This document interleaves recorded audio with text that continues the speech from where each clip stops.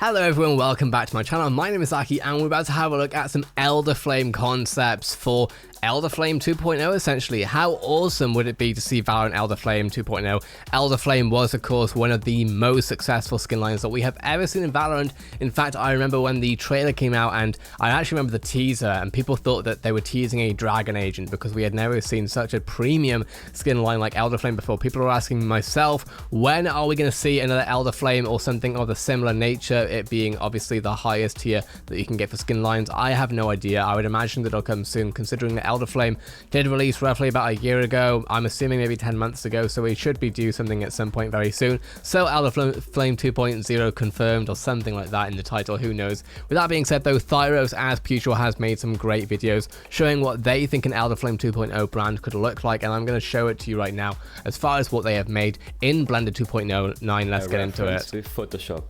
And let's just say, it looks interesting. But now we can start with the fun part. So look at already the creativity that they're showing here, right? So they're essentially getting an Odin, a very clean, let's say, Odin shape right here from actually Chris Stone. We can see right here, Chris Stone, senior hard service artist. So Chris Stone is the person, I'm assuming, who actually designed this originally, and they've essentially drawn all over it to get a good reference as to what an Odin could look like as Elderflame, which is why, of course, they've cut out the Vandal, I believe, I'd assume the Vandal's Elderflame head, and then, of course, they've drawn sort of ideas for what it could look like so that they can put it in Blender later. Now we can start with the fun part. Here we go. 3D modeling in Blender. I started with creating scales and his fat body. Then I added a sphere. This is the magazine. I made the Elderflame magazine before in my Elderflame Phantom, so I already knew how to self-fracture the pieces and create a rocky-like texture. That's amazing. After that I added temporary hands and feet. I only want to see the basic shape of the dragon before I continue. This is also called the blockout phase. Then I started creating the head. Last time I struggled with the head and I had to start over a lot of times. But I learned from it. And so I created the head in two pieces. The first versions always look really weird. But after some work and detail like the spikes and teeth, it started to look like a dragon.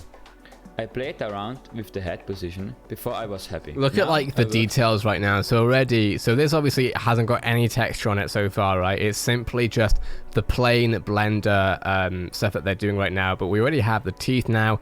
Look at those little bits of teeth that they put on there. That must have taken a while. Then we got the eye, obviously. We got sort of the hairs, I assume, at the back, and then of course we have like the body and stuff like that, the legs, the arms. I'd love to see all of this coming together at the start. On the feet, I gave them some claws and sculpted the rest.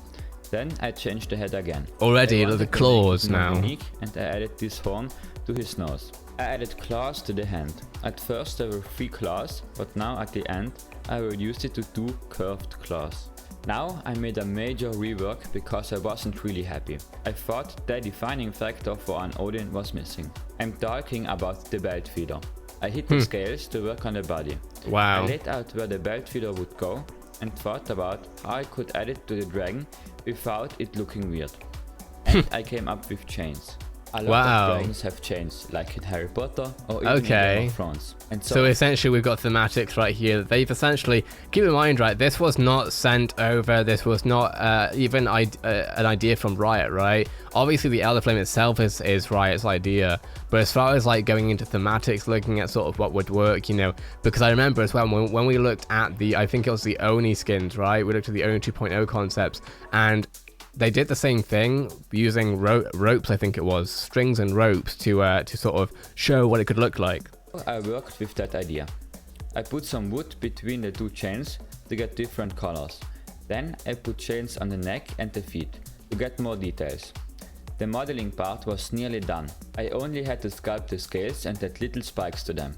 I also added these nails at the end of the chain so it would hold the magazine. Now let's come to texturing.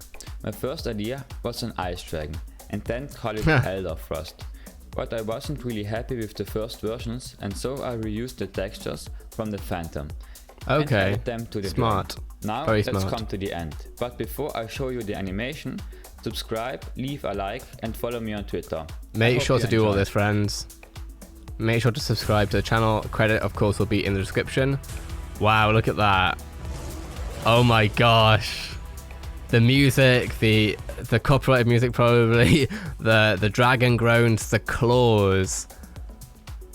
This person has spent so much time doing this, and it looks amazing. It truly does. Now, of course, this isn't the only gun skin concept though, right? Look at that mouth. Look at how they're just making it raw as such. Okay, and now we're going to have a look at the other ones. Whoopsie, that was not what I meant to do. Now we're going to have a look at the Phantom concept, where I think it'll be a similar concept, right? Where they'll go into Photoshop. They'll sort of, you know, they'll play around with the already existing concepts that we've already seen. This one was from Sean Marino, who's a premium content lead on Valorant. And now they're in Blender and they're essentially modeling it all together. Very similar process, I would assume, of course, to the Odin that they did. And of course, we can see all the claws. Now they're in a sort of time lapse where we can see the legs, the arms, etc. There is no head yet, but I'm sure that'll come very soon. And then of course they actually show right here their head.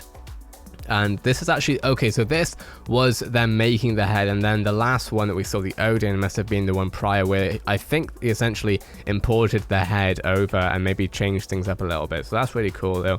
And then we got the sculpting and texturing where essentially it's, you know, now obviously he has the general piece together, but now of course it's a case of making sure that the details, you know, look good, etc.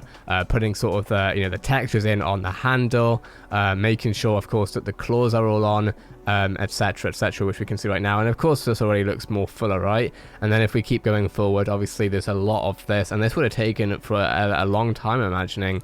And actually now they're now they're referencing the Photoshop image that they used in Blender, and I really love how that's just a really good workflow. That's a really good workflow. I haven't got a lot of experience in Blender, but I have a little bit, and I definitely have more experience in After Effects, where I can see some of this coming to light for sure, working in 3D space in After Effects. And now of course we have the textures here, right? We have the flames, we have the viewfinder, interesting, and of course we have like the blues leaking out of the cracks, if you like, in the scales, I guess, right? Now we have sort of purple and light blue glows with some textures on here, and now we're going to go to the animation right here.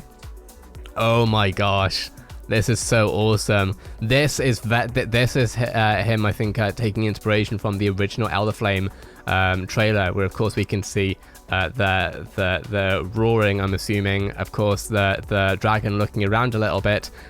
It would be awesome, of course, to see and actually be able to play with this. And then finally we have the Karambit concept. Now we're going to have a look at this because this, I think, is quite different to the others. Of course, already we're looking at sort of a fiery, actually I want to listen to this, hold up. Took this straight as my reference. The first versions were really inspired by the one, and I think you might see that. I decided to start early on the fire, because I thought that the fire was the hardest thing to get right. And boy was I right. The first versions looked awful, because they were all made in Blender. I followed this reference for the original Elderflame knife. Right, that makes sense. And I wanted that the fire looked similar. Not That's the same, smart. that would be impossible, but similar. But the fire I've got looked really terrible, so I deleted it and went straight back to modeling. Here I added the good old scales, and I also added some darker textures because the bone look wasn't that great of an idea. I also added the lava in the center of the hand, like in a reference. That's beautiful. I decided that I should give the fire another shot. I'll have to do it eventually, so let's bring it behind me. It wasn't really better, and I sank so low and added an image of a fire. This looked really out of place, but at that time I thought it looked good. I wanted to leave the fire as it was, but I gave it a final shot and downloaded the program called EmberGen. Okay, I smart. expected a similar result to Blender, but boy was I wrong. This program is miles above Blender. For example, in Blender, you have to cache, that means simulate, the fire for a relatively long time.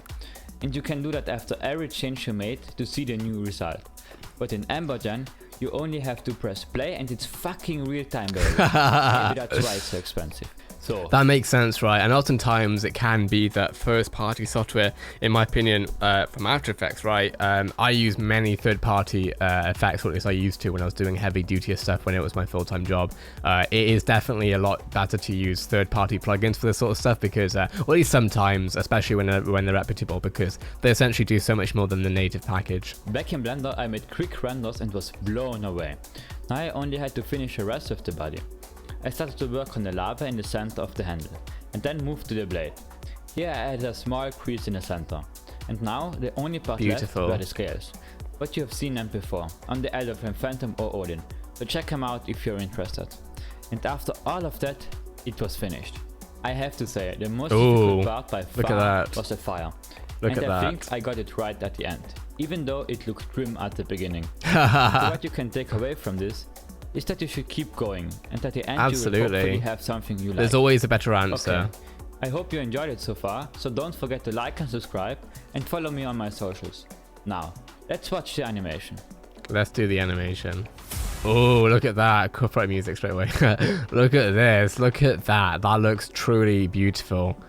Oh my gosh. It's a little bit pixelated, I gotta say, but I'm assuming that's the software itself. This looks amazing. Oh my gosh, and with a different variant. That's smart as well, because I can't imagine, I would guess that actually, now that I think of it, I might be wrong. I think I am wrong, but you could literally just change that with hue, with HLS on in the effects on Premiere or whatever. I don't think that's what they've done though. Regardless though, the different variations look really, really cool. And of course, my question to you therefore is, would you buy an Elderflame 2.0, especially if it looked like what we've seen here with the Odin, with the Phantom, and with the Karambit? It looks really awesome. Would love to hear your take. With that being said, of course, make sure to subscribe to this incredibly talented artist, Thyros. He is growing seemingly very often, so that's really good to see. Of course, we did have a look at his, not Mage Punk, his Oni 2.0 stuff. Got a lot of heat for that. I wonder if we're going to get the same heat on this channel. I think it'll be different. But with that being said, let me know what your thoughts are. Subscribe to this person's channel. Also follow him on Twitter. I'll be putting a link to all his socials that at least he has shown in the description below. Have a great day, everyone, and I'll see you in the next video.